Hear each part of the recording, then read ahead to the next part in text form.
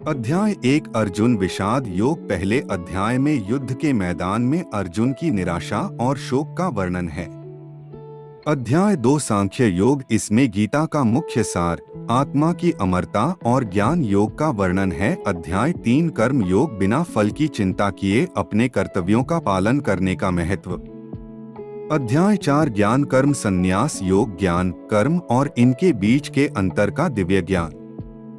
अध्याय 5 कर्म संन्यास योग। कर्म करते हुए भी अनासक्त, वैरागी रहने की विधि। अध्याय 6 आत्मसंयम योग। ध्यान योग और मन को वश में करने की प्रक्रिया।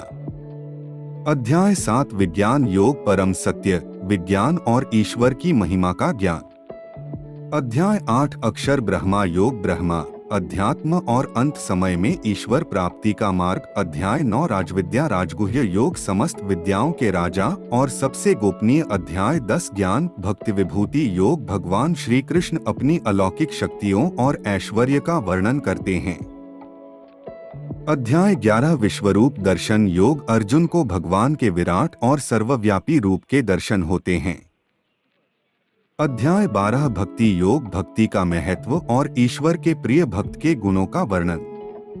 अध्याय 13 क्षेत्र क्षेत्रज्ञ विभाग योग। शरीर, क्षेत्र और आत्मा परमात्मा क्षेत्रज्ञ का ज्ञान। अध्याय 14 गुणत्रय विभाग योग। प्रकृति के 3 गुणों सतोगुण, रजोगुण और तमोगुण का विश्लेषण।